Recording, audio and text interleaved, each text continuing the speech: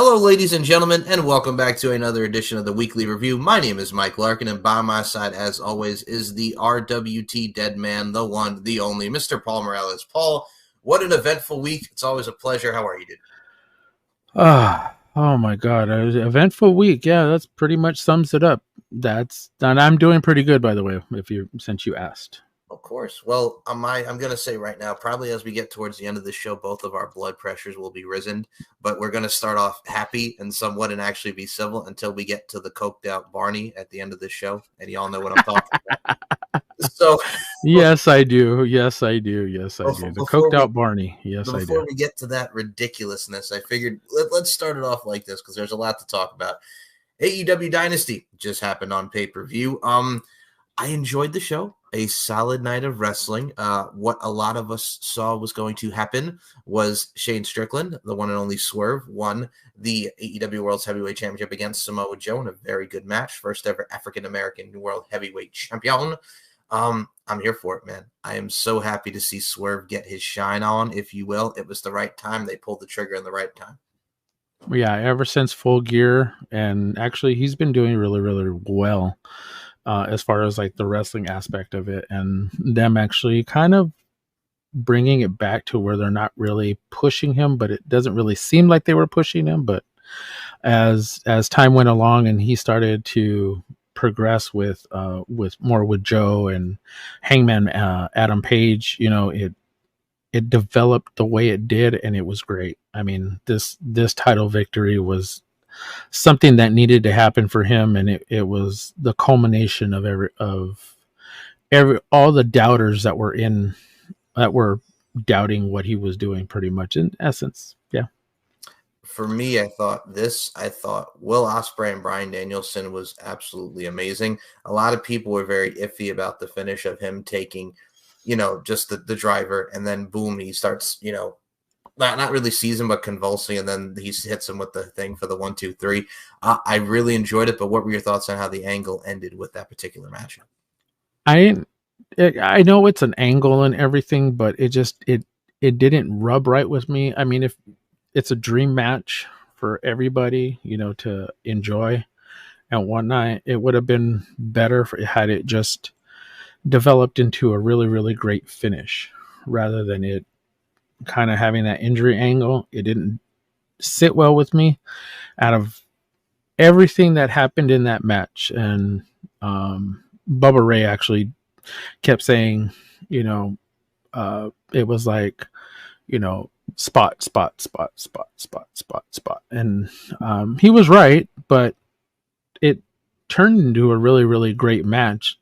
I have no quarrels about it. I only gave it maybe 4 out of 5 stars, but you mean Dave Meltzer? Yeah. Gave 6.5 for God's sake. Yeah. For Christ's sakes! Oh my God, that man and his 6.5. I mean, out of 5. I mean, if you're in hindsight, I guess if you were looking at it, if that ending didn't happen the way it did, I'm pretty sure you probably would have gave it 10 out of 10 stars, or 10 out of 5. I mean, we'll get to double the amount of stars. Fuck it. It's Dave. Yeah, we'll get into Dave in this show, but I think from that particular matchup, like you mentioned, how Bully mentioned, very spotty, but at the same time, it told a damn good story, and it worked. They gelled very nicely like we all thought that they would. I will say one of the duds of the night for me was the goddamn learning tree that is Chris Jericho, won the FTW championship. He hit Hook with the baseball bat. Floyd came into play, 1, 2, 3. Can Hook just go to NXT already, please? I know, right? Can we just get Hook in NXT already? Can he just leave AEW altogether? I mean, that was the whole point. The whole point of this is putting people over, and if you're not putting people over, then what are you doing? You're just taking things from. I get it, the whole learning tree, scenario, and then of course if you watched Dynamite, we got Big Bill coming out wanting to learn from Chris Jericho. Well, dude, it makes no sense because he was just the fucking World Tag Team Champion. Why the fuck would you need to learn from him? You were just a fucking champion. Like, it makes no sense. Everything you just said, it made no damn sense as to why you want to be there, but it's whatever to me. And he's got new fucking music. I am the learning tree. And I'm like, oh, my My thing is, he's trademarking this shit. Chris Jericho, they were chanting, please retire at him. They were chanting, Fozzy sucks, which cracked me up. He has become what he's hated. When he used to complain about Scott Hall and Kevin Nash and WCW and the politics, Chris, that is you. That is literally you now, Chris. You have become what you hated. And I even said this last week on the show. I said, watch what's going to happen. Something's going to happen on Dynamite with Tez. He got shoved on his ass. And who won at the pay-per-view? Chris Jericho is now the new FTW champion for the world champion. He's the learning tree, and he god awfully sucks. It was terrible. It was 17 minutes that I wish I could have got back. Do not watch that match back. It was the absolute shits. Speaking of predictability, it was kind of the shits in its own right. The Young Bucks and FTR and the ladder match for no damn reason for the tag team championships. Of course, the big surprise. Jungle Boy is back. I know, I'm shocked, as I know you are. I know you are, Paul. Look at the shocked look on my face. I know. Exactly. I mean, it was kind of predictable that he would have ended up showing up. It was kind of like if you followed what wrestling is, I mean, there's always a little angle to things. And the fact that the Young Bucks showed this video wanting to prove a point, that they were whatever, and then, nothing, it was all, CM Punk's fault, that as to why, Jack Perry wasn't there. And of course, Cokehead, Mr. Tony Khan over there wanted to tell the story as to why he wasn't there, but it made no damn sense as to why he did it. But honestly, this could have all happened.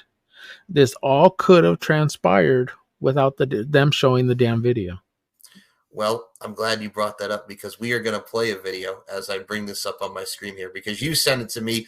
Here's the thing. You and I were watching the presser. We were watching the media scrum. I'm not even going to call it a presser because it's a media scrum. After this, and we both looked at each other. I'm like, what the fuck kind of explanation was that with how he came in about Jack Perry? Head scratcher. It was a head scratcher. I know that it's the old head scratcher. But like, it's usually with these media scrums, and why we really don't talk about it, because everything with Tony Khan, everything is great, and then it's just he says shit like he's about to say. I'm gonna play this because you sent it and I died. Here we go.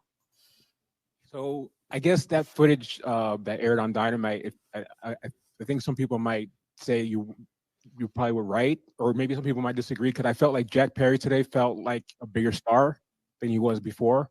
Could you just talk about Jack Perry's return tonight and the crowd reaction for him? Well, I'm really excited about a lot of things happening in AEW. I think Jack Perry's return got a lot of excitement. It got a huge reaction.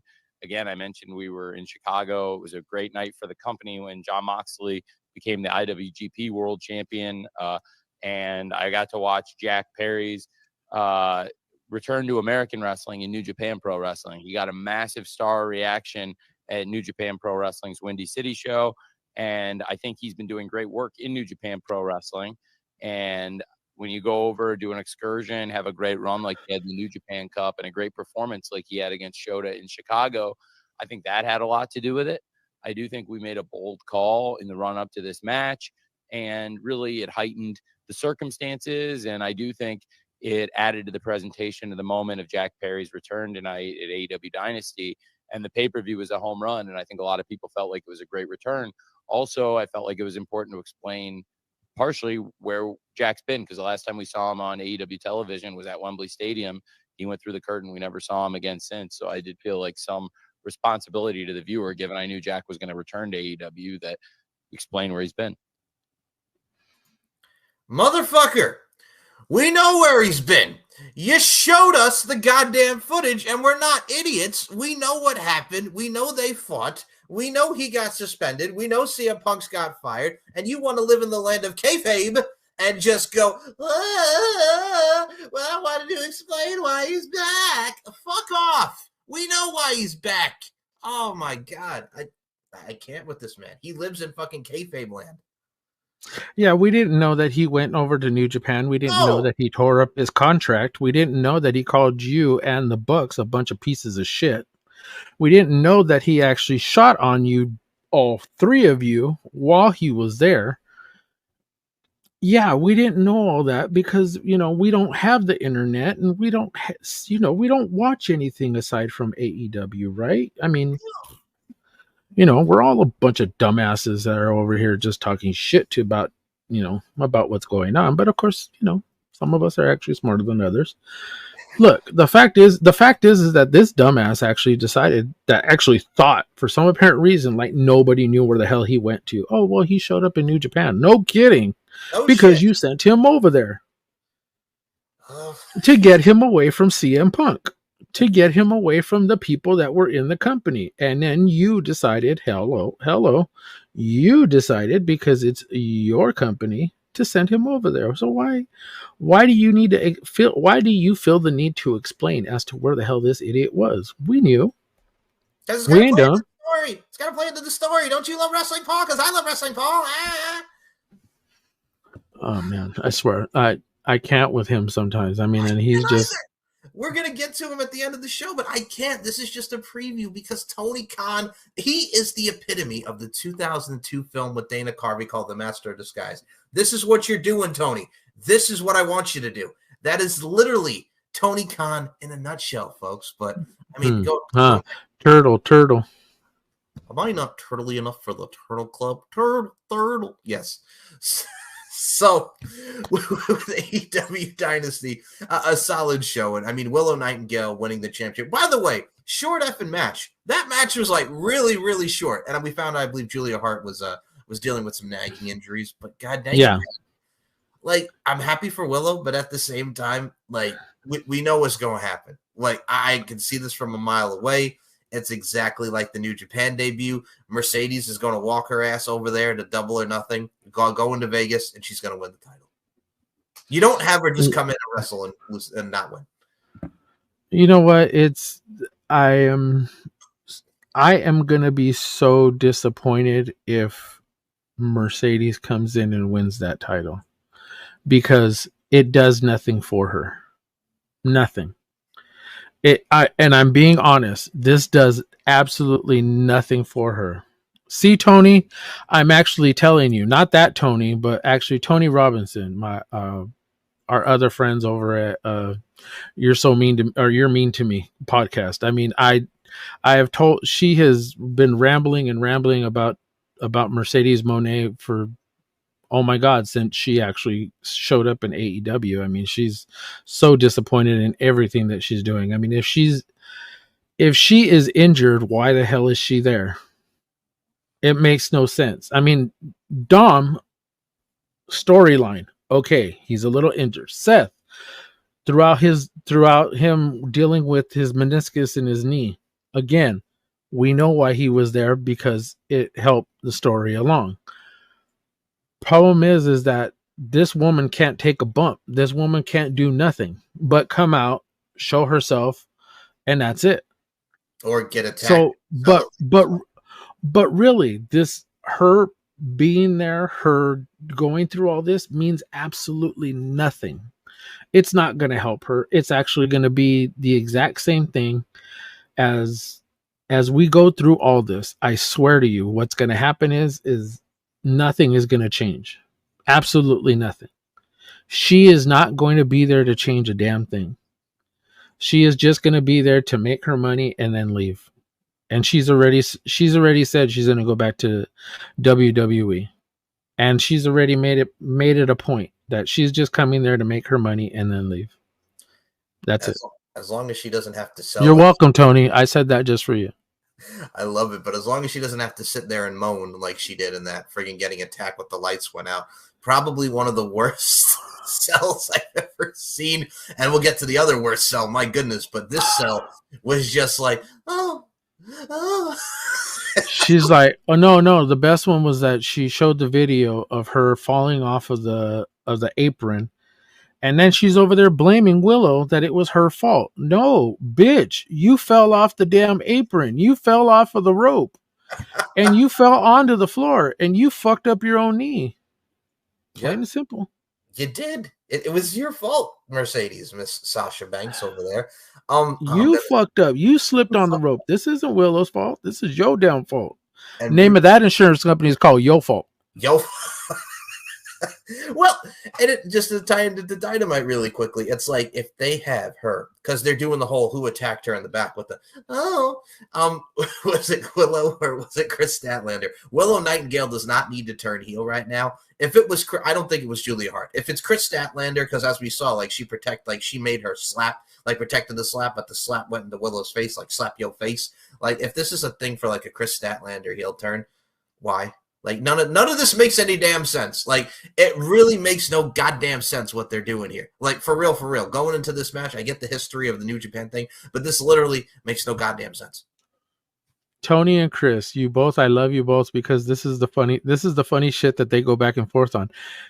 Tony doesn't like Mercedes. She doesn't like the story. She doesn't like any of it. She has nothing for it, is loving for her anyways. Chris is over here trying to defend and trying to a little bit of defending, but you know what? He actually agrees with her too. This really is nothing to her. But I mean, if we look at it and we look at what she's doing, none of it actually makes sense. None of this is going to change as she goes into this. Even if she wins that title, it makes no damn sense. If she's not the world champion in AEW, then none of it makes sense for her to be there. You're not going to get paid $5 million. You're not going to get paid $5 million to win the mid-card championship. Right. There's no fucking way you should be there. Unless you're it's either you're winning the world title or you're not. Give me her and Athena. Give her the ROH world title. At least she can make that hopefully she could make that as relevant as Athena has. But I just don't see it. I honestly don't. Well, as far as money, as long as you're Goldberg and you don't get that money, and excuse me while I call this company cheesy, Bill, like really, you go from saying Asuka to now just, AEW's too cheesy. I wouldn't work for AEW. Bill. Ain't nobody wants you, Bill. Bill, stay home. Stay home. Ain't nobody wants you, Bill. Nobody. Nobody wants you, Bill. Keep your 55-year-old ass at home. Ain't nobody wants you. Ain't nobody got time for that, is what that is. Ain't nobody got time for that. Nobody got time for that. Yes. but no, and I think also as well, just one other quick thing with Dynasty before we move on to the other topics today in today's forum. But Max Caster. Get Anthony Bowens away from Max Caster. This man should not have the mic to do raps anymore. What the hell was he trying to say on friggin' Dynasty on the friggin' kickoff and everything? That rap was horrible. It was distasteful, and it was not good. It was fucking bad, man. His raps have just like fallen off the fucking cliff. Get Anthony Bowens away from Max Caster, please. Like, pretty please. Either that or get him a damn ghostwriter. Either that or help the man out. I mean, he's literally gone downhill with his raps, and he needs somebody. You need help. Max, you need help. And Jesus. But no, Jesus. No, it's dude, you know what it is too? It's like you had such a likable team. They were hot. They were white hot. Everybody was so thrilled when they won the AEW World Tag Team titles. But ever since they've done this trio shit, everything's just gone. And a feud that I don't care about with making Jay White a friggin' comedy act on the kickoff. When, like a few months ago, he was going for the fucking world title. And now that's the most upsetting shit. For the last 3 pay-per-views that they've had, Jay White has been on the fucking pre-show. Pre-show. After he just went for the world title, like Full Gear. Wasn't it? It was Full Gear, wasn't it? That he was going for the world title. Yeah. Oh my God, MJF. But that's the thing though, is like it makes no sense. How is it you go from the world title to now all of a sudden you're like this comedy act, and you were this big guy over in New Japan. You shouldn't have never left New Japan. Hell, I even do you one better. You should have went to WWE when you had the chance. Boom. Also, another one I'll add to that. Friggin' Wardlow and his face that he looked at Adam Cole like, this motherfucker. Like, this is literally the pinnacle all over again. Like, him wanting to get away from MJF who was treating him like shit. Now we got Adam Cole treating him like shit just so we can have Wardlow squash Adam Cole like he did MJF. This is literally the same fucking story. I've seen this before.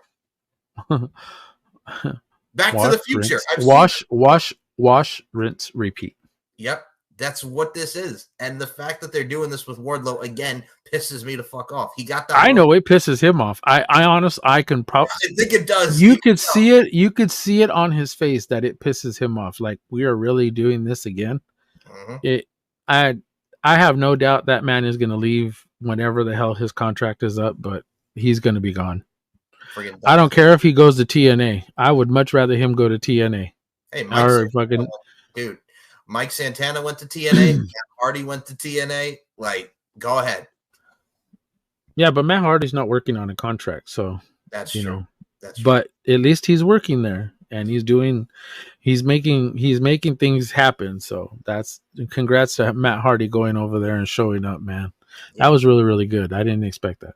Me either, but Mike Santana's a big one, which makes sense because LAX was the tag team champions there. Now you get to see Mike as a solo guy. It's a very good time to see people go over there and do their thing. And the reason why I bring that up too as well is doggone grizzled young veterans who were in TNA. Now they're going to be wrestling on Collision tomorrow night as we are recording this. The grizzled young veterans, James Drake and Zach Gibson, take your shoes off. People, if they sign them and they're going to be all elite, I hate this game changer thing because they're a great tag team. But what are they going to do over there? FTR? Who are we going to have a face? Like, I think if they're going to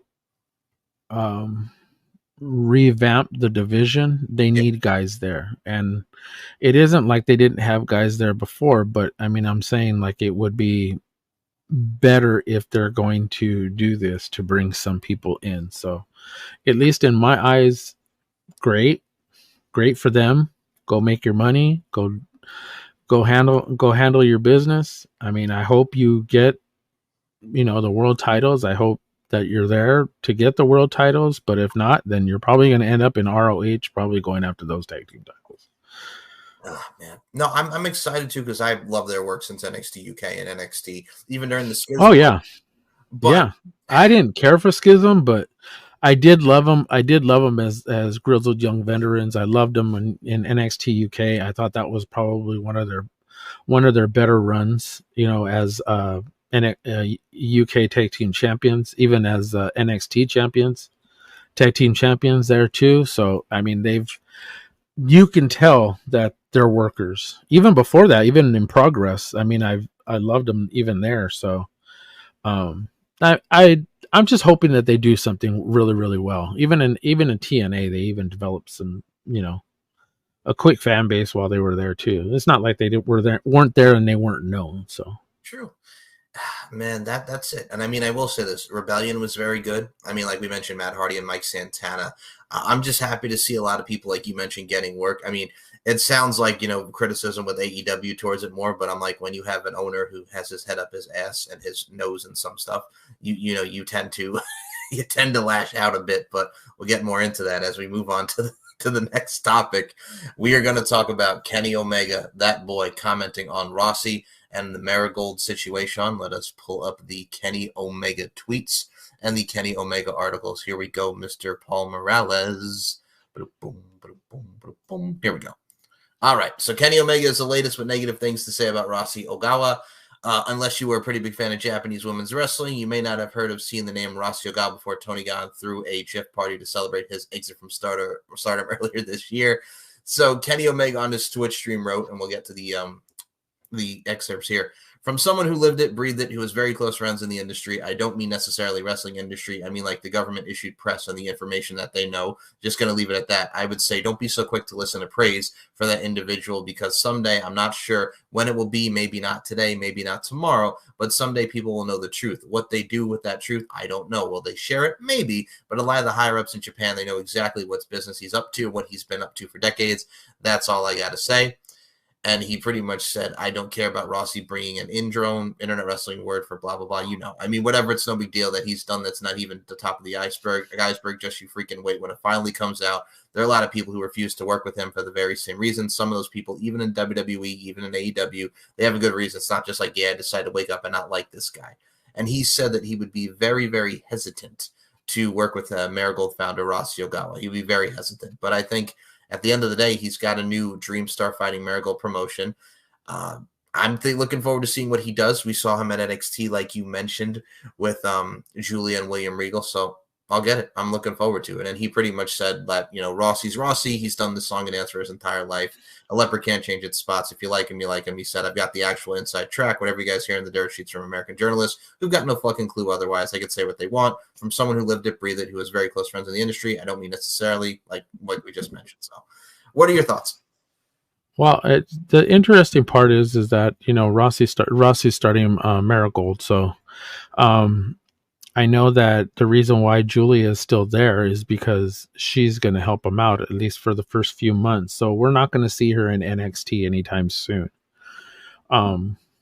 She may actually be going back and forth, but I know one of the things that that she wanted to do personally was actually learn more English, and she wanted to continue to keep because she knows she's going to eventually end up having to do promos, much like Asuka, much like Kairi Sane. I mean, they're working, you know, without doing promos, you know, per se, obviously. And I actually, and I can tell you this straight to your face, the interesting thing about Shinsuke Nakamura is that I love that he does the Japanese part and that there's, you know, subtitles. I love that. It works. And I think if they did that with Asuka and they did that with Kairi, I think that can get over with the crowd, because you're doing vignettes with them doing that. And I could see Julia actually doing that. That would work for her, you know, and her still learning English in that process. But I'm saying, like, she can still, you know, do that. That's what I think she should do. But I mean, she's going to be over there for a while. Kenny Omega. Oh, speaking of Asuka, that I actually mentioned her, she actually has her own little opinions of Rossi. So I'm going to say that if she's somewhere along the line, I'm pretty sure she doesn't really care for him. So him coming to WWE, again, back to, I don't know. It's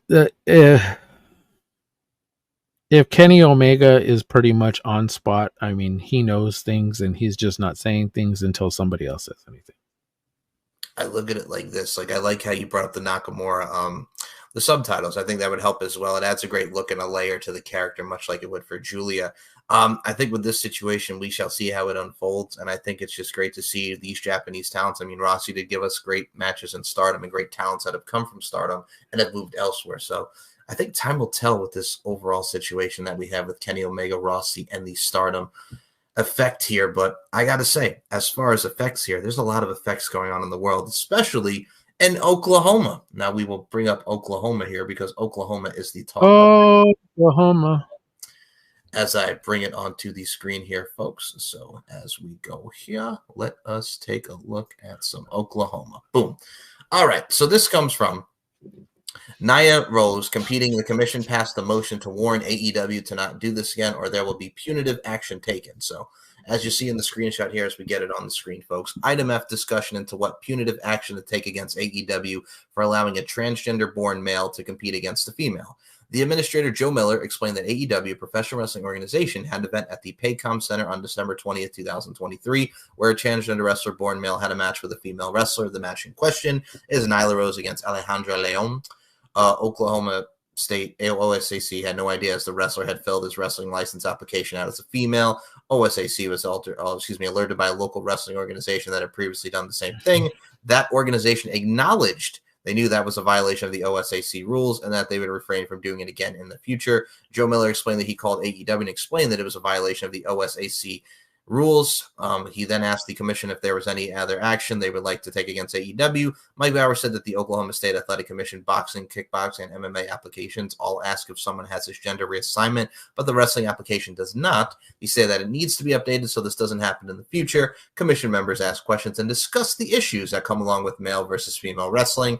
Mike James asked what the commission wanted to do with AEW. Mike Bauer said that in his opinion, OSAC needs to be consistent and do to AEW what they did with the previous organization. Motion made by Dr. Larry Lovelace to warn AEW not to do this again, or there will be punitive action made against them if they do. Second by Terry Smith was made by Dr. Larry Lovelace. Mike Bauer Mike James, Terry Smith, Dr. Larry Lovelace, David Barber, Michael Stott, Malcolm Atwood, etc., etc. So Nyla Rose got a little thing about Oklahoma, and apparently Oklahoma State Athletic Commission has a thing about male transgender talents against females. So what were your thoughts on this? Because I remember this came out, and this was a bombshell to everybody. Yeah, and the thing is that she's never hurt anybody. No, not at all. And there's never any record of anybody actually saying that she's violent in any way, or she's ever tried to physically hurt them, you know, for her still being transgender. You know, she's a very well-known, you know, wrestler. So the fact that people are coming after her, specifically Oklahoma, is the reason why they actually brought all this up. It makes no sense to me. I mean, they're just trying to prove whatever they're trying to prove in their, you know, bigoted ways. So, you know, the fact that, you know, they don't like anybody different from them is, you know, what they're doing. And it's a farce. I mean, they're just chasing shit, and I don't ever see fucking AEW going back there.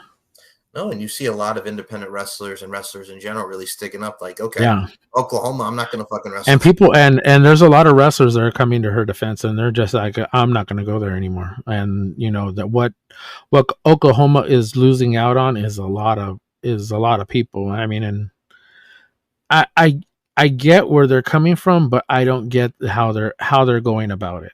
You know, they're trying to prove a point, and they don't need to. I mean, they've been doing it for how many years now? AEW's been doing the damn thing for 5 years now. Yeah, and the fact is how many intergender matches have actually, you know, happened in Oklahoma? Forget that she's transgender. How many men and women have wrestled each other in Oklahoma? I mean, and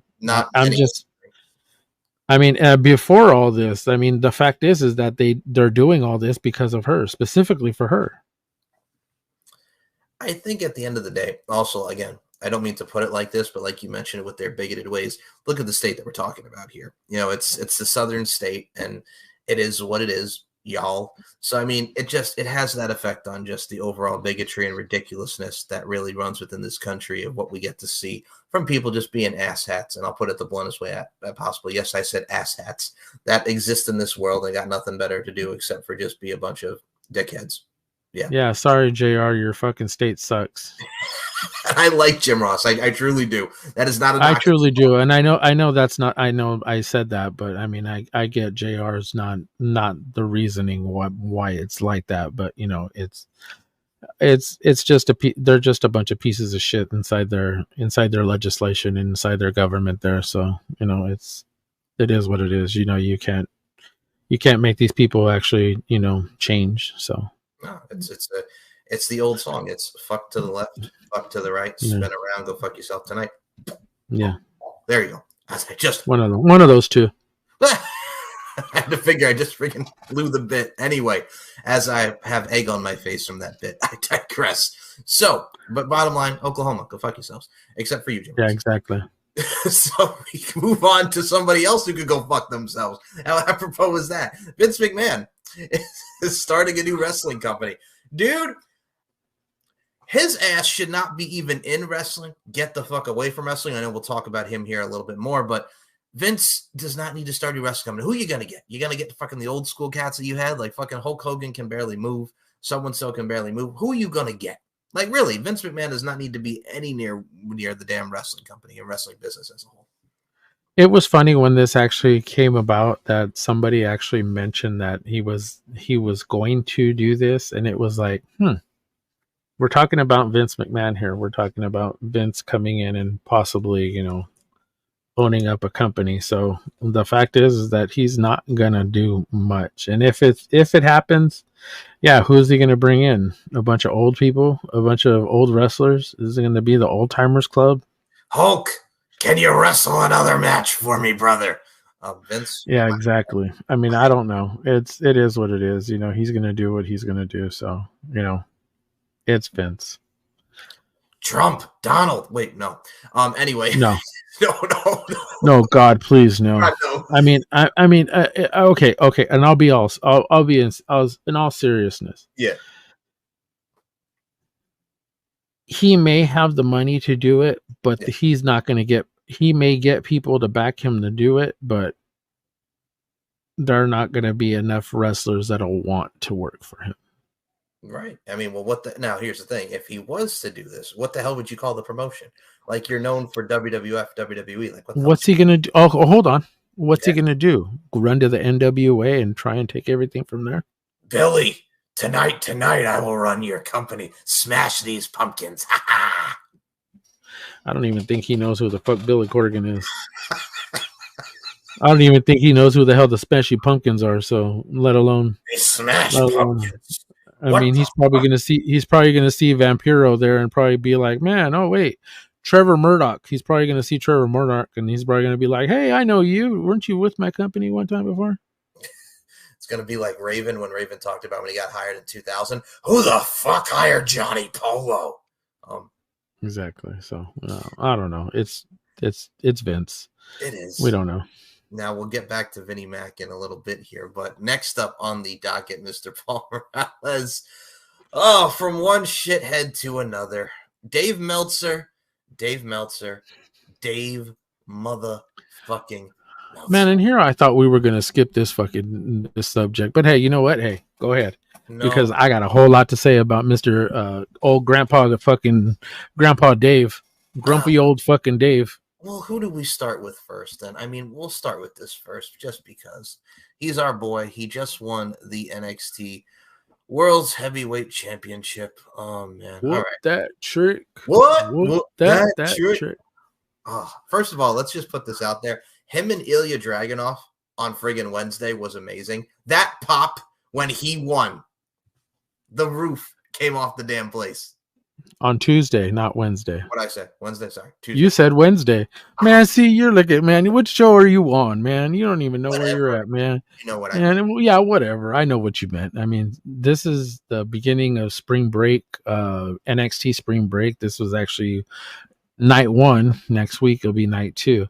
But this match, they put on a banger of a match. I mean, and for everything that Dave Meltzer said that Trick Williams was not right there, everything that he said that Trick Williams wasn't, man, that man was in that match. I mean, and I know Ilya is a freaking worker. Ilya can work with anybody, no matter what size they are. He will work with them. And the fact that he put over this guy, man, he gave him his own stamp of approval.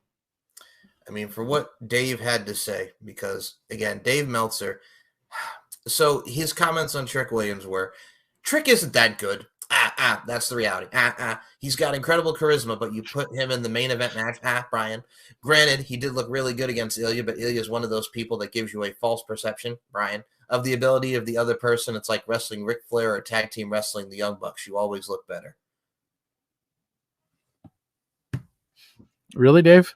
What? Really, Dave? What? None of that made sense. No. None of it.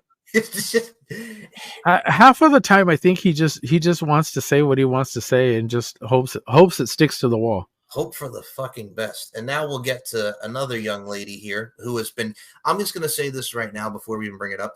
Tatum Paxley has really found herself with this like Rosemary meets Mickey James obsessed versus Outcast, whatever this is. I love it. I'm really looking forward to women like Natalya, and they brought Shayna Baszler back to be with Lola Vice. And my God, like that was great. Like I'm excited for what we get next week of part 2 of the spring break-in, because if this was any indication of what we have with spring break personal, dude, they've been hitting it on all cylinders with this. Like NXT is just, again, we say this many a times, Paul. I think it's very apparent that we say it again. Don't sleep on NXT. Like for those that just missed the black and gold brand, like this is fucking good. Shawn Michaels has been knocking this out of the park. I think what he's doing is that he's developing them into these. He's creating something of his own. He kind of has his own mindset as to how these things are going to work. It's like he completely went from everything he probably couldn't do under Vince when he was a wrestler. I mean, I understand during the Attitude Era, I understand that that Shawn had, so many parameters to work with. But I think from a creative standpoint, I think he had so many layers that he wanted to add to things.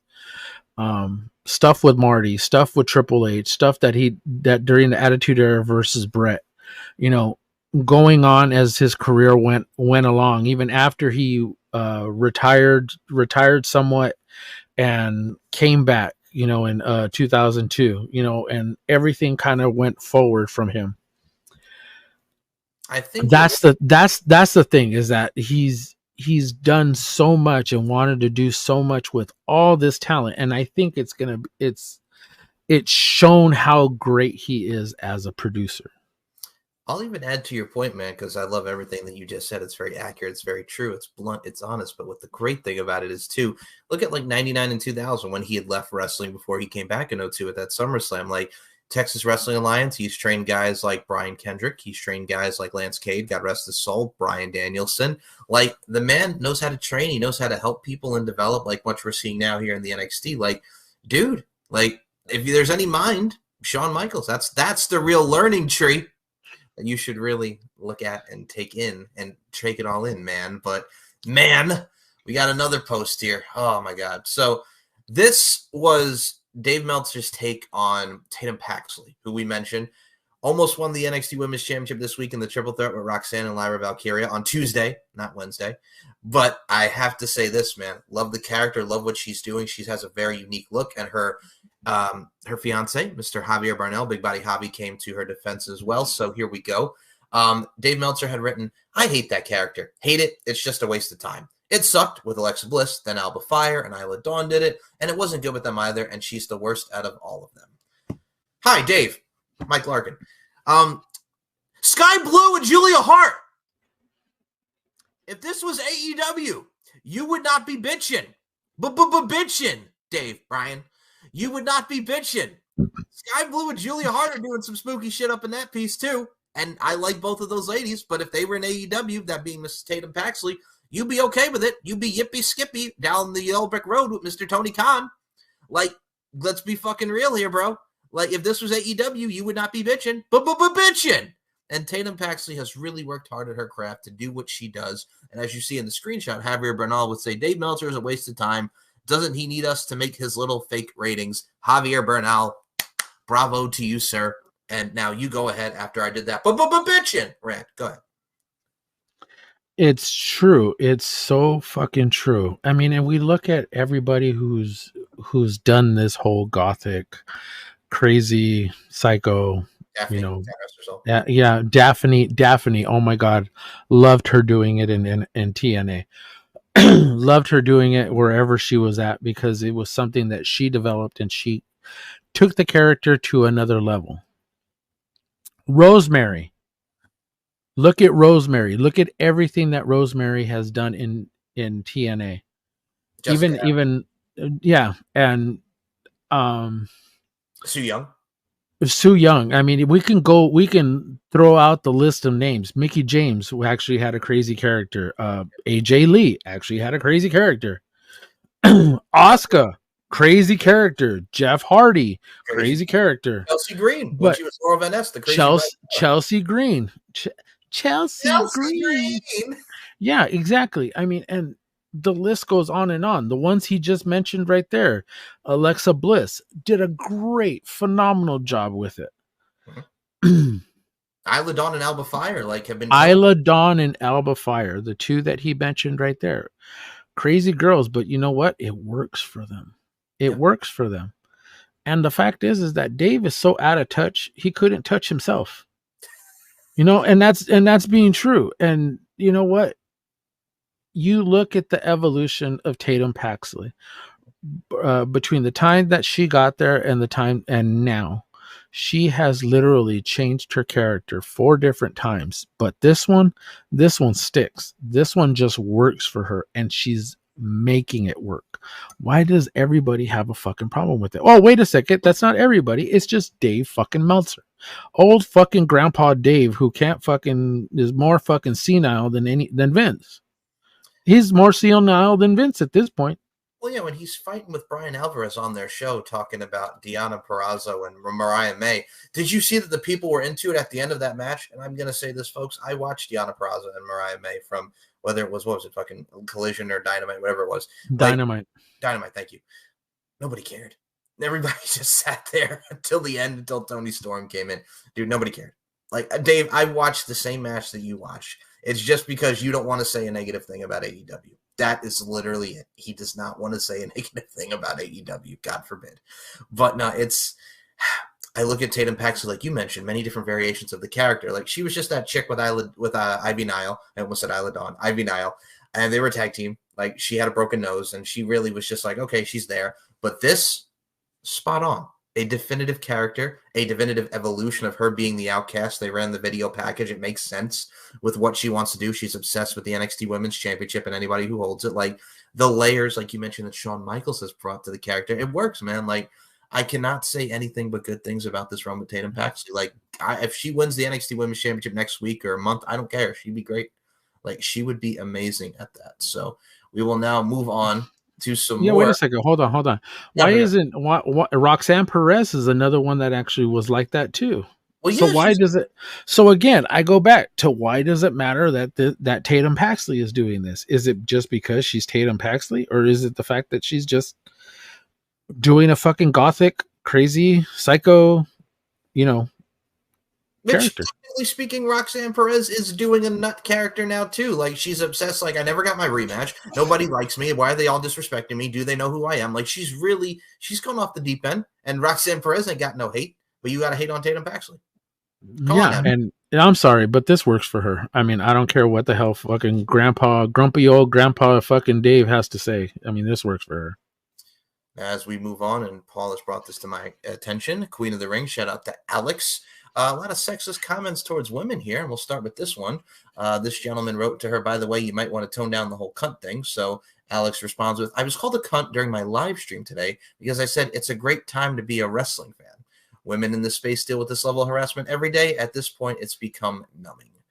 And I'll let you start on. No, it was funny because she actually said, she goes, at least he could have given me a super chat, during that, instead of just saying, he could have paid for it.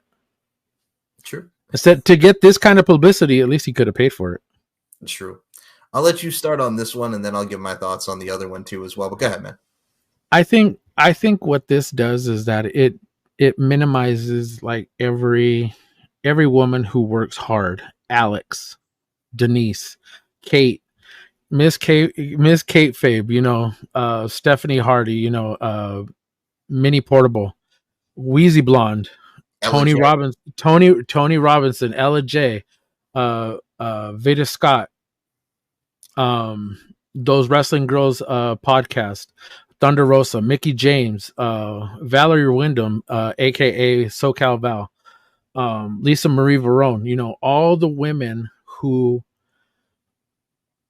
are on streaming services, who stream, who podcast, who are wrestling content creators, all these amazing women who go out there week after week, day after day to put content out for people who follow them. And these pieces of shit, this is the shit that they get. This is the shit that they deal with day after day after day. Men, y'all need to fucking grow up. Really, y'all need to fucking grow up and stop acting like a bunch of bitches. Now, I will go to this other one with Kate here, but I have to say this because you actually mentioned this, and I'll give my thoughts on this, but we just got off of grumpy old Dave, right? Like we talk about the crazy characters. You just mentioned her. Dave, Victoria, the psycho bitch, the one that smacked Trish Stratus over the head with the chair, the mirror, the eyeball, and then her fucking hand in the Titantron video. Like, hello, Dave, Brian. So Lisa, love you. Love you too, Lisa. My God, what a beautiful woman. Anyway, all the women that I just mentioned are all amazing. I mean, and we all follow them. We all watch what they do, and they're so amazing. So many amazing and talented women who create every day, who put stuff out every day, and they don't deserve this shit from anybody. They don't. And here's another one from Kate from Fightful, Miss Kate Fabe. After criticizing Tony Khan, at least make your tired, shitty insults make sense. So this individual wrote, "You're an AEW drone, so go fuck yourself, dumb bitch. Fuck you, slut." Okay. I will say this about women. It's unfortunate, like, again, being a female fan of professional wrestling, much like Paul stated earlier here, that you have to go through this. And I think for me, it doesn't matter who you are. If you have a passion, a persistence, a professionalism in your overall presentation of what you do in this forum, in this circle, in this community, fucking do it. Doesn't matter, man, woman, what have you. I don't care if they're women, if you have to be ignorant with your bitch assness. Yes, I said bitch assness. These women need to be deserved respect, as do all women do. They do not need this kind of attention. They have their opinion. Let them have their opinion. Let people have their opinion. Sometimes you need to shut the fuck up. This is what you're doing. This is what I want you to do. Opinions are like assholes. Everybody has one. And Everybody. y'all's and if you do that shit, yours doesn't fucking matter. And that's the reason why a lot of those women that I just mentioned right now are fucking amazing. Yep. Keep doing what you're fucking doing. Fuck them dudes. Speaking of fuck them dudes, we're going to go here now because you brought this up and I as well saw it. JoJo Liv and CJ Perry living it up at Coachella. You saw Liv Morgan, JoJo, and CJ Perry, Miss Lana, just having fun. You know, just having a girls' night out, having a nice little party, just having fun, dancing, singing, doing what they do. And then this son of a bitch right over here, as we bring him up on our screen, friggin' has the nerve to go, and I'll put it up on the screen in a second, has the nerve to pretty much just go, Bray Wyatt died 6 months ago. Like, the woman can't have fun. The woman can't have fun. The woman can't just enjoy her life. It's like people like, and you'll say it too, people grieve differently. Like, I don't understand what the problem is of people just, you know, just having a good time, having fun. I don't get it, man. The one thing I've stressed, and my father-in-law just passed away earlier, a couple of weeks ago. And the one thing I've stressed was to you is that everybody grieves differently.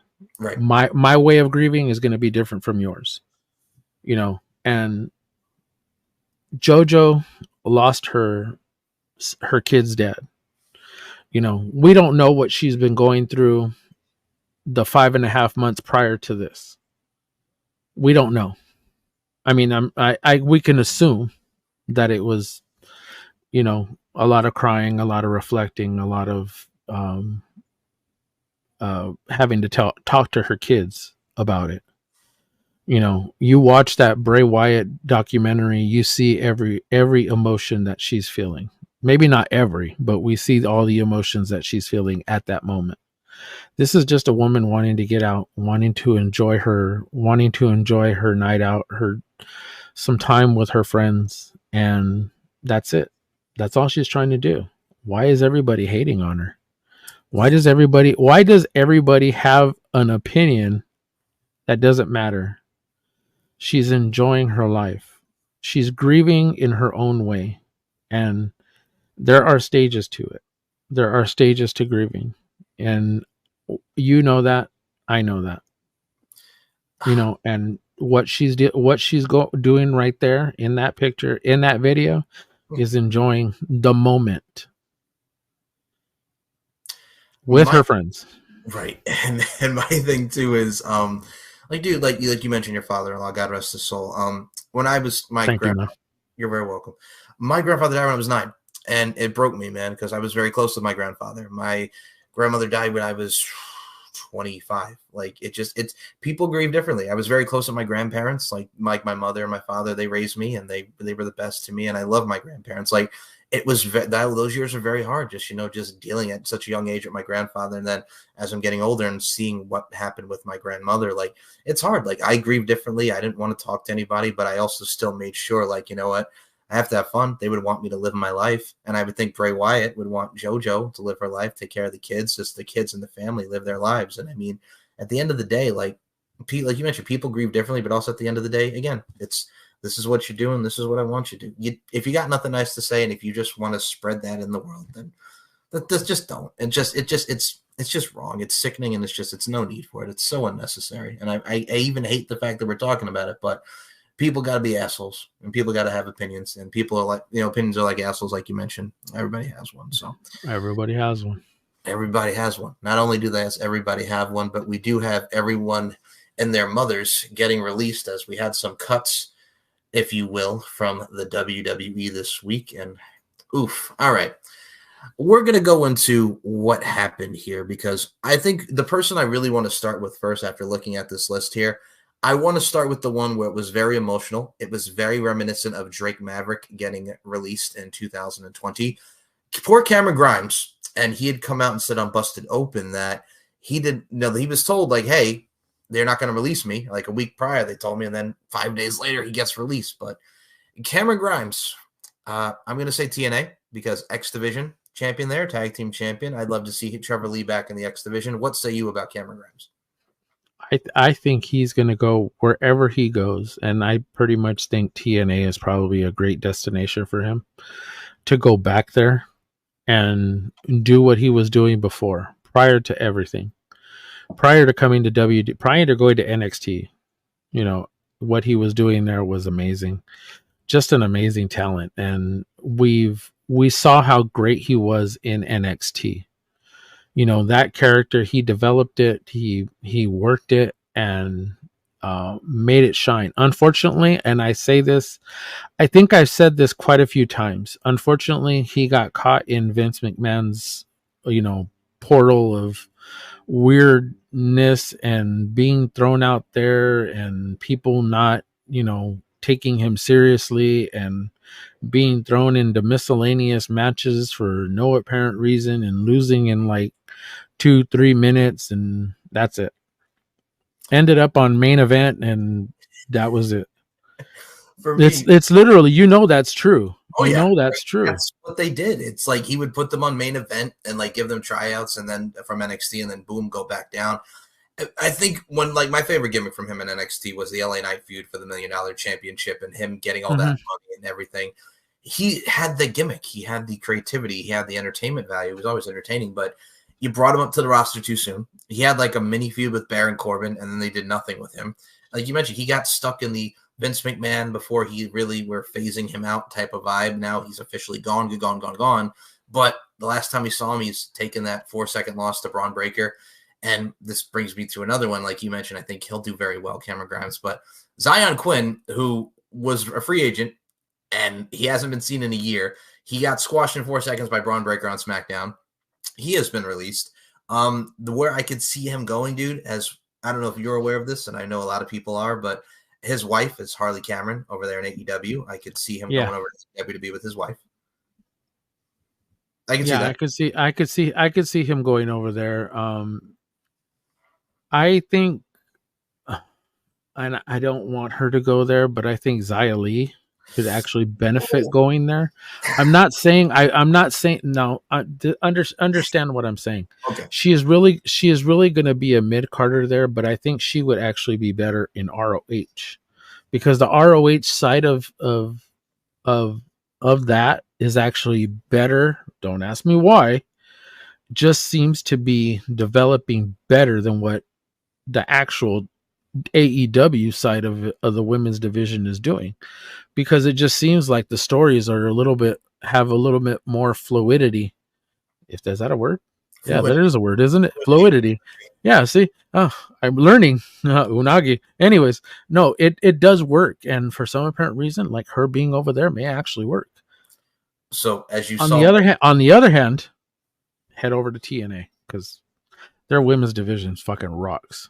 See, that's my thing too. And as you saw me say the face when you said AEW, I'm like, oh yes, so she could be lost in the shuffle with fucking Anna Jay and all these people. Yeah, exactly. Oh god, no, it's the Ring of Honor thing. Like her and Hikaru Shida can have some good stuff. Like you mentioned, Hikaru Shida and Athena, like their feud there. Billy Starks faking the neck injury, and her and Queen Aminata, and what's going on over there. Like they have good storylines over there in Ring of Honor on the Ring of Honor side things. But TNA, like her in the Knockouts division, like her and friggin' Masha Slamovich. Like her and all these badass women, like she would do well in the Knockouts division. Like I see what you're saying about Xia Li. Another one, like I'm say this right now, underrated talent. First saw her in the Mae Young Classic, as I know you did too. Her NXT run, she was up in the mix. The Becky feud was fun. Like I enjoyed the Becky Lynch feud. The matches she had with Lyra Valkyria was very good. But yeah, I look at her and I look at another one from NXT. Doggone Von Wagner, man. Yeah, but there's okay. So my issue is that there was a lot of start and stop. With Von Wagner. Stop. Well, not only Vaughn, but I mean, we're also talking about Cameron Grimes. There was a lot of start and stop.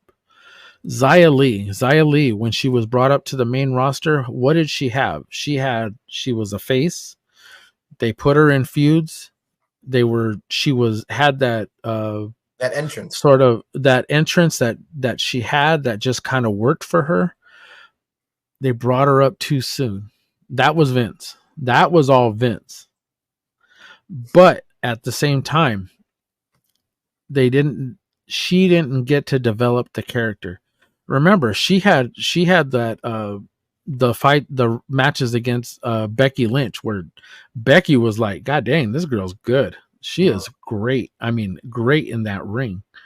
And unfortunately, back to somebody again. Start, stop. And you can't get the fans behind them if you're not showing them. And that was Vince. That was all Vince's fault. And the fact that Triple H was like, well, where do I put her at? How can I get her to start again? It's hard. It's difficult for fans to get back invested into somebody. I would have much rather her gone back to NXT, develop a character again, develop something with that crowd, those people there, go back to that same character, her original character, and do that again. Run it back. She would have been amazing. But hey, go to Stardom, go to TNA, somewhere where you'll be appreciated, and somewhere where they'll use you. So I agree wholeheartedly on what you're saying there. And I look at a guy like Von Wagner, and here's my thing with him. They threw him out there. He kind of went nowhere. He was in the mix. Then they turned him babyface. He was doing the thing with Robert Stone. Again, kind of just like whatever. I mean, he took the injury. We got to know more about him and his condition with his brain. You had something very sympathetic there, and then you made him this badass where he was putting people through a table. It was like, to equate it to ECW level, he was like 911, the big giant who would just chokeslam people or do what have you and put them through tables. You know, you had something, you could have had something, but it wasn't really going anywhere. So, I mean, it's unfortunate. I mean, for Von Wagner, I could see him maybe doing some indies. I don't know if he would go to like a TNA or an AEW. I mean, I think the jury's kind of out on him right now. I look at people like Jinder Mahal for the second time, and Veer and Sangha into Sheer. Raj Singh, who I believe is a cousin or brother or whatever he is to Jinder Mahal, is in TNA right now, and they used to have the Desi Hit Squad with Gama Singh and whatchamacallit, the Rohit Raju character, or Hakeem Zayn. Yeah. I could see Jinder doing it up in DNA. I would like to see that. What do you think about? We'll start with We'll have Von Wagner first, and then what are your thoughts on Jinder and Indus Sher? Von Wagner was never a really, really great wrestler. Nah. I don't think so. I don't think he was a great wrestler at all. I think them throwing him out there was just kind of like, let's see what he can do. But nothing he did was, wow, oh my God, look at what he does. Oh my God. Like, you know, he wasn't good on the mic. He was okay on the mic, but he wasn't great in the ring. He wasn't one of those guys to where you're just like, oh my God, he's it. He has it. He was more of one of those development guys that you just need to continue to keep developing. And I don't see him continuing on with wrestling.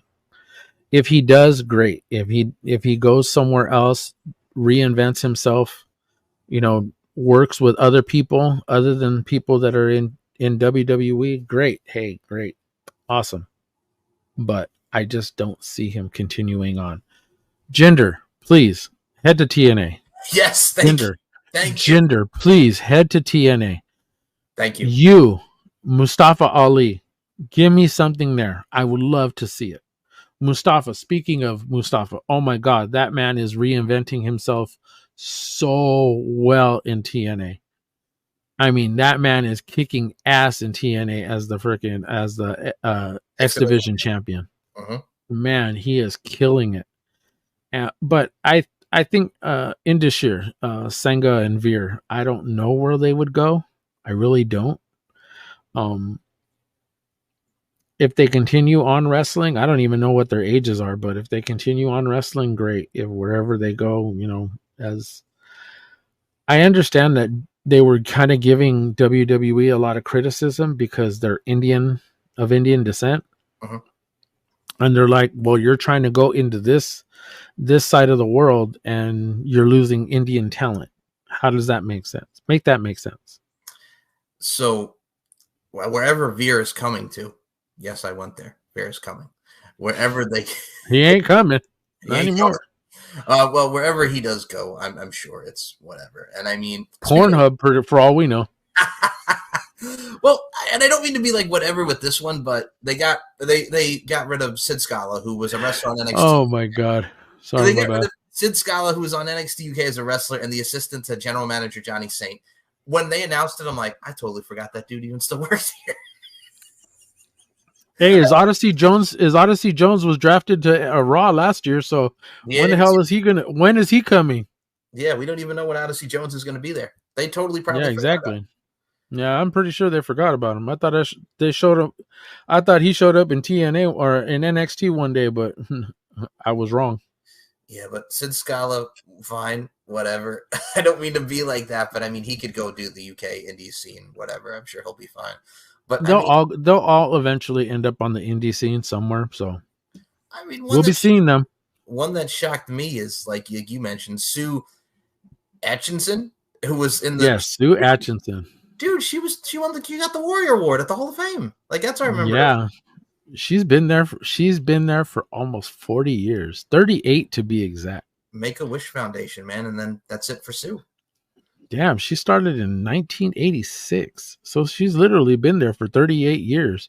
She was literally there when Vince started everything, and she started the whole Make-A-Wish Foundation, or their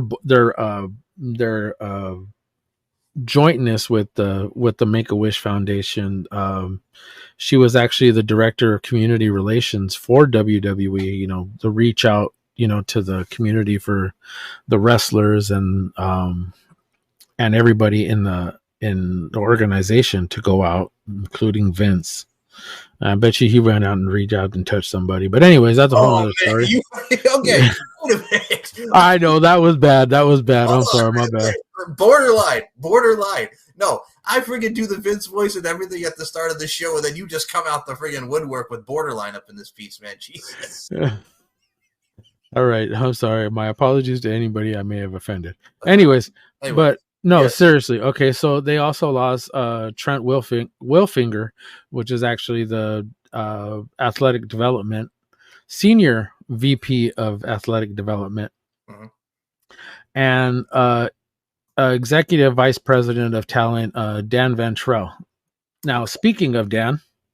Dan is actually the reason why Dan was actually let go was because he isn't negotiating with any new contracts. And unfortunately, you're going to read this. And we have a lot of contracts that are actually coming up for, renewal. Speaking of Drew, Seth, Becky, Natalia, who should be coming up anytime soon. And then I think down the line, I think another 9 months down the line, I think we may have a few more, but those ones are of importance right now. And I think a lot of the talent, those four specifically, haven't been really contacted by anybody. So you read that. Okay. And that'll explain where we're going. So, per Sean Rassap, here's the internal memo that WWE President Nick Khan sent regarding Ventrell's tremendous contributions and departure from the company, which includes a mention of Shawn Michaels. WWE has begun the process of reorganizing its talent relations group. Moving forward, Chris Legentile, in addition to his role in Communications will help us in leading the new group. Matt Altman, in addition to his role in marketing, will be working closely with Chris to help in this endeavor. Talent development and recruiting will now report into Shawn Michaels. All of talent, which includes talent relations, development, and recruiting, will continue to ultimately report into Paul Levesque. As of today, Dan Van Schol will be moving on from WWE. We thank Dan for his tremendous contribution. Sincerely, Nick Khan. Yeah, so what they're trying to do is they're trying to renegotiate the contracts or trying to negotiate new contracts for the 4 people that I mentioned. And then down the line, these are of importance. And I think Drew, I know they're not really saying it, is re-signed, but it'll probably come out somewhere down within as they get closer and closer to his time up. And especially Natalya. Natalya actually really does want to stay with WWE, but she likes the working relation that they're having with TNA. So she may actually re-sign, and I don't think she's going to go anywhere. No. I think if they're going to give her what she wants and allow her to go to TNA, she'll stay with WWE, but still head over to TNA to go wrestle the matches that they want her to wrestle. So I look at it like this: like Seth and Becky ain't going nowhere. Let's just Seth and Becky aren't going nowhere. They're not. Natalya, I mean, dude, like the work that she's been doing, like I'm really, like we mentioned earlier, the Lola Vice match. She's gonna help work with a lot of young talent, you know. And I mean, Drew McIntyre, he would be nuts to leave, like with what he's doing now with Sheamus, you know, burger after burger after burger, which the man is out of control, and I love it. But yeah, but hold on. If Drew leaves, yes, he leaves everything he's doing for CM Punk. Right. And everything that he's developed in this time with CM Punk, he loses. He goes anywhere else. So we know he isn't going to leave. He just wants a nice sum for his contract, is basically what he wants. So pay the man. Natalya, if Natalya wants, I mean, Seth and Becky, Seth is pretty much on the shelf right now, which we will get to in a minute. Seth and Becky, I think, they're not going anywhere. This is them for life. And she's already stated in that interview with Mr. Hawaii. Ariel Hawaii, not Hawaii. Yeah. Yeah. She ain't going nowhere. This is her life. WWE is her life. And Natalya is the heritage, has the lineage in WWE. If they allow her to go to TNA, and that looks like what they're going to do, she's going to go. And they're going to let her do what she wants to do, but still be signed to WWE. I like it. And I mean, man, you talk about injury bugs and everything. Like, I'm going to say this. Poor Dominic Mysterio was gone for 9 months now with his elbow. That gutted me. Oh, man, like poor Dominic. Obviously, like you mentioned, Seth is going to be out, but we know what the deal with Seth is. Poor Rhea Ripley. That I felt for her when she came out, didn't want to do it, relinquished the title. When she comes back, like her and Liv Morgan is the match. Liv Morgan threw that chair at that woman. Her elbow hit the shoulder, everything, the friggin' barricade, the way that she whooped right into it. I felt for her. It's brick. It was brick. Well, where did you want her to go? It's brick. It's brick. But for me, like the women's division, man, and this leads to, and again, Rhea being the strong talent that she is, the strong upholder of the division. People be bitching about Becky Lynch winning that World's Heavyweight Championship for the women in the Battle Royale, calling her Becky Hogan. Like, oh my God, what are they doing? All these Liv Morgan, I'm going to not even call them the Liv Morgan crybabies, these Liv Morgan doo-to-doos. Are like, Liv should have won. Liv should have won. Why didn't they give it to Liv? Let him tell the doggone story with the Liv Morgan Revenge Tour. Let it play the fuck out. We're not going to give her the belt right away. You give it to the established star. Then why did Becky lose 3 weeks ago? Because they didn't know Rhea was going to get hurt. They didn't know what they were going to do. I'm sure she might have maybe Becky wanted to take a break, but hey, we need you. I have no problem with this. You had literally a week. Yes. 2 weeks, less than 2 weeks. Right. To figure out, to change your plans. To change the plan that you had in place. Okay. Of the women that were in that battle royale. In that battle royal, sorry, my bad. That were in the battle royal. How many of them did you believe would be champion? You can make a case for Shayna and Zoe. But Okay, minus. Here, I'll give you 3 names that you can subtract of what you're thinking. Yes. It was Becky, Liv, and Nia. Of course. Those are the 3 names I'm going to subtract. Who did you think should have held Who do you think should have held the title? You're putting me in the corner here. To be completely honest, out of the rest of those bunch, no, none of them. None of them. I hate to say that. Okay, so Nia would have been a good placeholder, which is basically what Becky is. Mm-hmm. She is just a placeholder. But if the plan was you want to have it on a star, you want to have it on a big name. So when the time comes that Liv does win the title, this is nothing on my girl Nia, nothing whatsoever. But I think with the history between Becky and Liv, it makes sense. The fact that they're going to do this, the fact that it's eventually going to be them two for the title, I'm all here for it. And if she's the placeholder and Liv comes back and she's just like, I can get that title from her, I'm going to take that title from her. One way or another, I'm going to take that title from her. Long story, as we develop this, you have time between the time that Liv wins it and Becky and Rhea returns. Work that story. So what's going to work is Dominic, since he is injured, he's not wrestling. So what we're going to get is that Liv Dominic storyline while Rhea is out. That's what we're going to get. And I'm here for it. I am here for it. Same. And I think we're here for a lot of stuff because we are about to go into the main event of this fucking show. Before we get to that, a couple things I will say. The draft was tonight. Andrade went to SmackDown. Your girl Nia went to SmackDown. Braun Breaker went to Raw. Baron Corbin went to SmackDown. Alba Fire and Isla Dawn went to Raw. And a lot of people stayed where they were. But I will say the one thing that did surprise me, because we did have, besides Carmelo Hayes, go to SmackDown, which rightfully so. But out of a lot of the names from NXT, Kiana James was a nice surprise. That was a nice surprise. It was a very, very nice surprise. And the fact that we got Kiana coming to Raw. Here's the one thing, and I know we've talked about this. We saw in that battle royal how few women are on Raw. How few women are there to have an actual feud on. Literally, who are your top champions? Who are the top women there? It was Rhea, it was Liv, and it was Becky. Who else? Yep. Everybody else is pretty much in the tag team that was on there. Aside from Natalya, who was in there,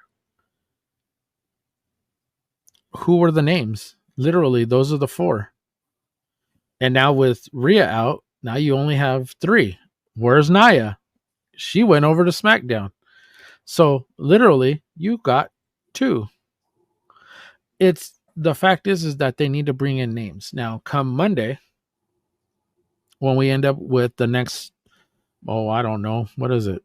Let me see. We did 4 rounds tonight. We got 12 rounds, or 6 rounds. No, we got 12 rounds. 12 rounds? Isn't it 6? Yeah, 6. No, it's 6. Oh, wait. No, because it's supposed to be 24.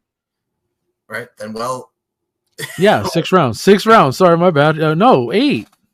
I don't know. However many fucking rounds there are. There's a bunch of rounds that are there. Fuck it. We'll just say that. Look, we got 16 picked tonight. We got 24 come Monday. And then whoever after the show. And I don't even know if they did any tonight after the show, but it doesn't matter. Yeah, Baron Corbin. Yeah, Baron Corbin, huh? Yeah. Oh, well, see, you mentioned Baron Corbin. I mean, I got Bianca staying on SmackDown. Jey Uso, of course, staying on Raw. Carmelo Hayes apparently got called up, even though he was already on SmackDown. Yeah. Seth Rollins staying on Raw. Randy Orton staying on SmackDown. Braun Breaker, which was a surprise. to go to is Raw. actually going to Raw. Yeah. You mentioned Nia coming to SmackDown. Liv going to Raw. LA Knight staying on SmackDown. Ricochet, of course, staying over there. The Bloodline, which is actually, coincidentally, they actually only called Solo, Tama, and Paul Heyman. Sheamus going to Raw. Going to Raw. AJ staying on SmackDown's Alpha Academy staying on Raw. Andrade coming to SmackDown, and one Kiana James going to Raw. So I don't understand how they ended up saying that Carmella was a call up, but hey, whatever. Well, that's after the fact. Well, no, that's actually going to be interesting because that's going to be next week. Is our we're going to be talking the draft, and we got the fucking pay-per-view is next week. So, all right, we're going to mention this because for our next weekly review next week, Saturday is Backlash, and for me, it starts at 1 p.m. in the afternoon. For this one, it starts at 10 o'clock in the morning. You know what? Hey, that's better than the freaking 3 o'clock in the morning that it started the last time. So yes. I can do the 10 a.m. start time. So. That is true. I am not going to do that other bullshit. Fuck that. Fuck that. And I think one other thing before we get to the main event and just really like fucking go out of our minds. Vince McMahon and Nick Khan put all the remaining TKO shares. Vince McMahon had over 8 million shares left in the company after selling approximately 1,365 billion worth of shares since November 2023. And 8 million shares are officially up for sale, including the 8 million share held by McMahon, meaning that when all is said and done, McMahon will no longer have any link to the WWE in any capacity. And then Nick Khan has also registered to sell the entirety of 234,424 of his own TKO shares, as well as restricted stocks units he has amassed over time. And reporting the story, Sportico's Brendan Coffey spoke to the source who claimed Khan will remain in his position within TKO despite the move, and said a spokesperson for TKO declined to comment. While neither McMahon's nor Khan's shares have not been totally sold at the time of writing, it is typical in the corporate world for shares to be snapped up shortly after they are put up for sale. That is huge news coming out today. Yeah, exactly. It's crazy, that what we're getting is it looks like Nick may be actually on his way out. Not quite sure if it actually has to do with the Janelle Grant lawsuit. Not really for certain, but we could speculate that it may be. But we're going forward, what's going to happen is I think once all his shares are sold, I think he may actually leave. Not sure where he'll go, but we won't know. Coming weeks, I guess we'll find out. Well, we're about to find something out now. Man, I'm afraid for my life because my friends, they turned on me so badly. All right. To anybody who thought, and I had this conversation with Dazzy, and I shout out to Dazzy and Max, and I love Dazzy. I mean, I get what he was trying to say about like the modern era version of the Austin McMahon. Like I could see what people are saying, but this is not Austin McMahon at all. Vince McMahon started the heel character with Brett screwed Brett, and then the authority figure, and then the boss that everybody wants to get their ass kicked. Stone Cold was the common man, bucking the system, bucking authority. It's not that. This for me is like Dixie Carter, honey, coming out as Madam Dixie and Dixieland, and her with Rockstar Spud and EC3, and her ass getting powerbombed through the table by Bully Ray. And it has Dixie Carter TNA 2014 written all over it, who also Dixie Carter had said at the time, Tony, that she would not become an on-air character. And what the fuck happened? There she is. And look at you, Tony, after, I don't want to be a character. I want to be a real boy. I want to be in the back. I'm just going to be there. I'm not going to do anything. He friggin' comes out there, old jolly old Mr. Khan, acting like fucking like, oh, Jack, it's good to see you. What? This motherfucker ruined the biggest night of your career in fucking Wembley. And you're friggin' like, oh, hey, buddy, how's it going? It's good to have you back. What the fuck? You should be pissed at him. Tell him he's suspended. Fuck you, motherfucker. You should not be coming back to this fucking company. You cost me fucking a huge star for your dumbass. Have to be like vengeful rage. Not to use the exact expletives that I'm saying, but you should not just be like, oh, hey, man, how's it going? What's up, guys? Like, that should not be your approach and friggin' hugging him. And yes, you love AEW. And what the fuck is this? What the fuck is that? It was bad. And then he takes that shot to the gut like this. And then, oh shit, I forgot to sell. And And then fucking the Young Bucks come out and you think they're gonna fucking EV trigger this motherfucker. And then here comes Okada with the thumbs up, thumbs down, like it's fucking Triple H and Evolution and Randy Orton back in the summer of 04. And then we get the goddamn Meltzer driver, which fucking Nick Jackson almost slipped off the goddamn top rope before he even did the move. And then it's like, the Tony's sitting there like he's fucking Helena in the friggin' My Chemical Romance video. And then after he gets beat up and they leave, here come all the wrestlers. Oh shit, Tony's down. And then here comes Shad Khan. I'm glad I let you rant first. What the fuck was that? They killed a star. You don't come out there. He's socially awkward. He has those big ass eyes. He fucking is just smiling like this man. You should be pissed the fuck off and not want him back, but you're acting all buddy.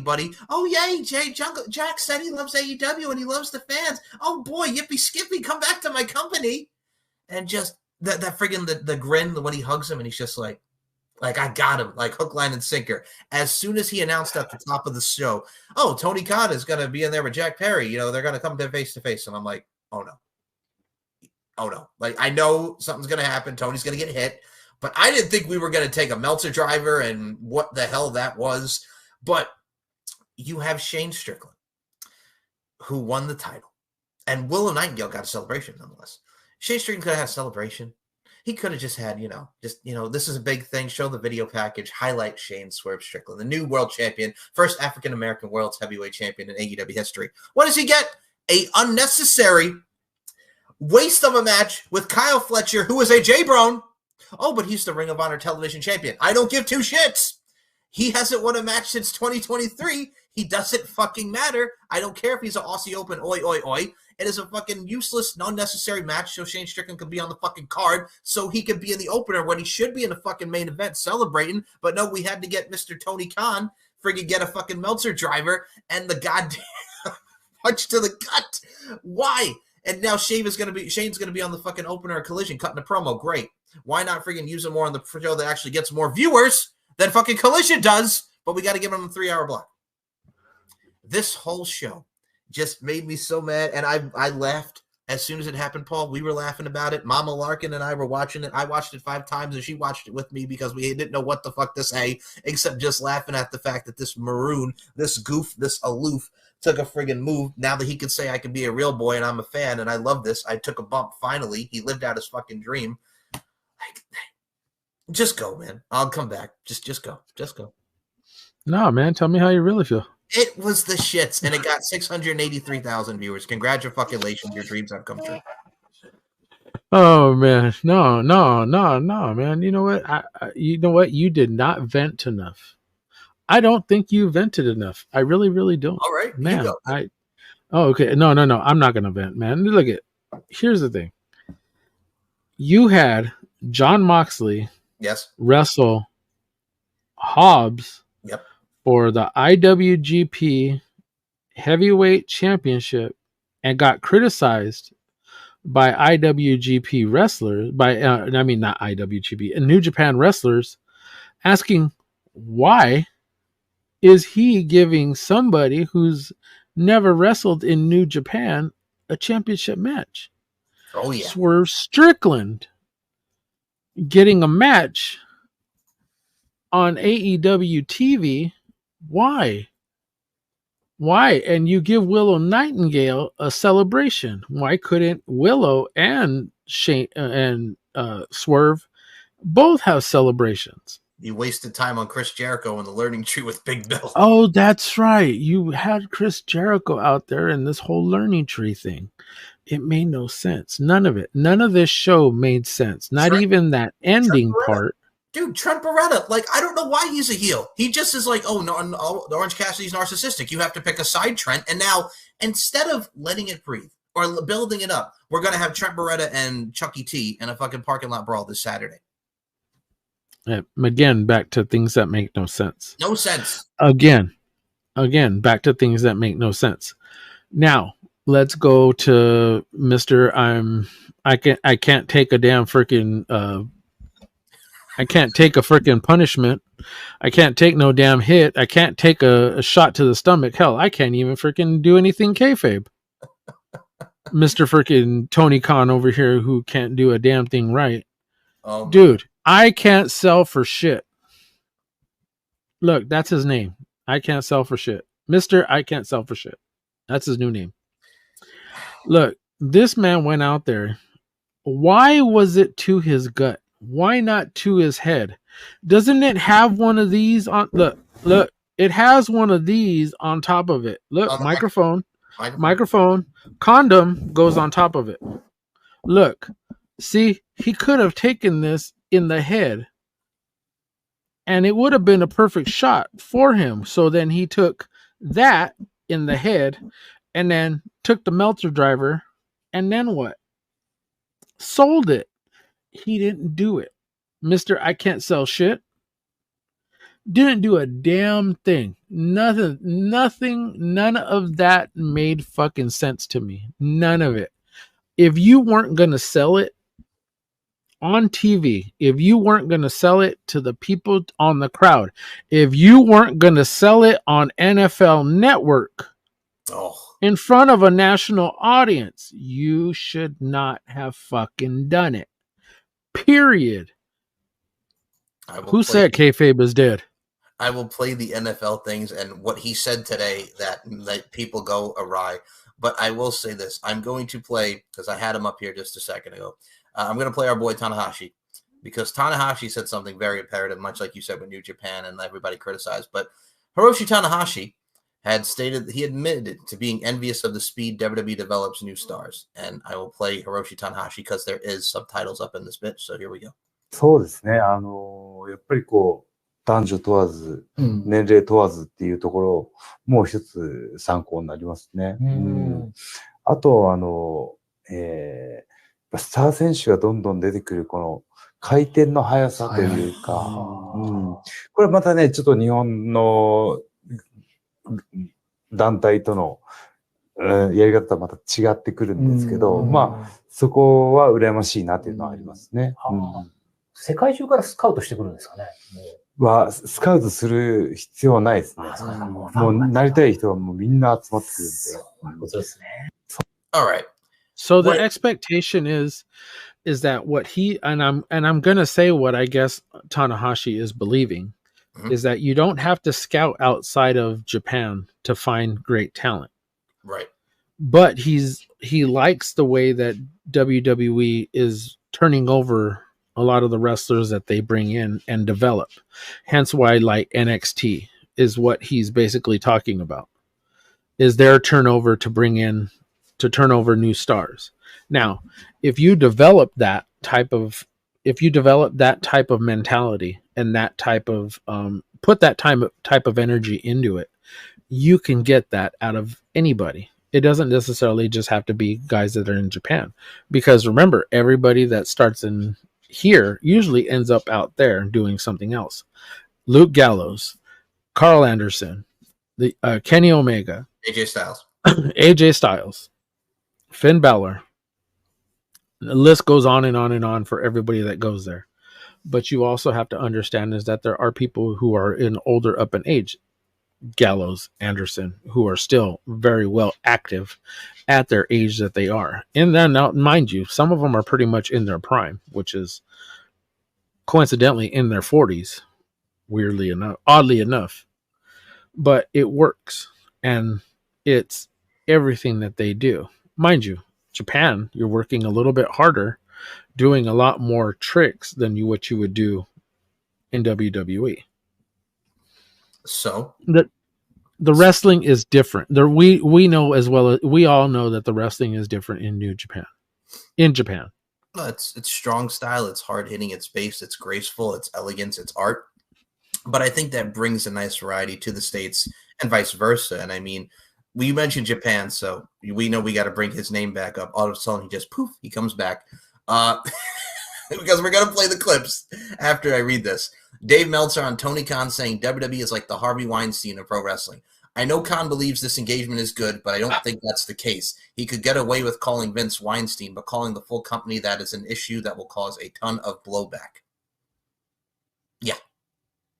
You don't say. You don't say.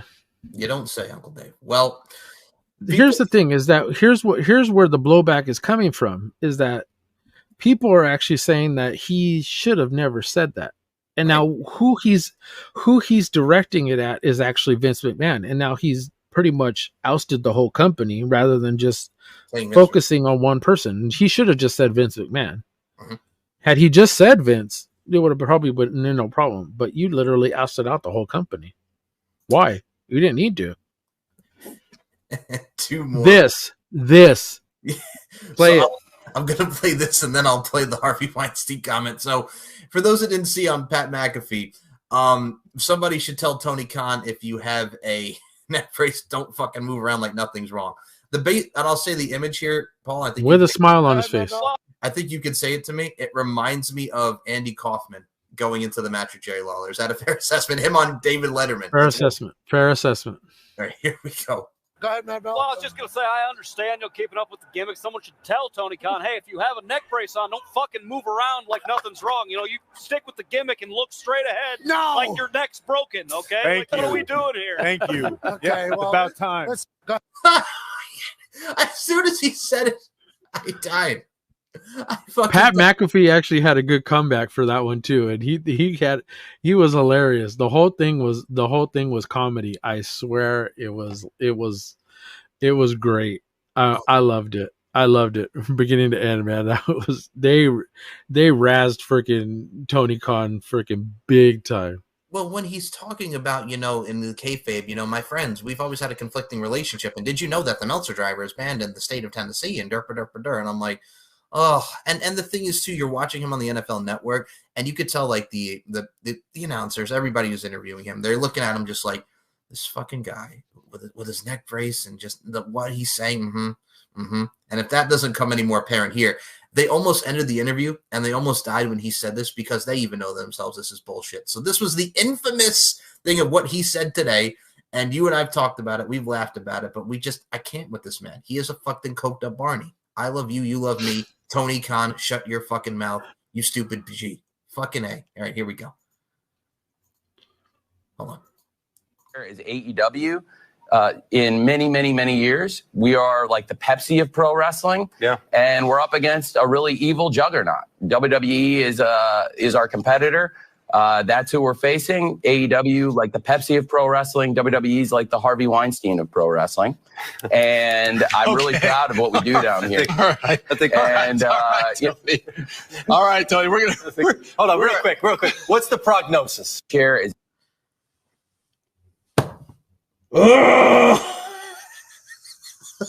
Why? Why, man? Why? Why does that need to be said? Why? You why is it that came out of your mouth? And I understand you want to take shots. I understand. But if you were at the level of what WCW was, if you were at that level at the time that they were battling WWE, if your ratings were in the 2 millions, 1.5 million, you could say that shit.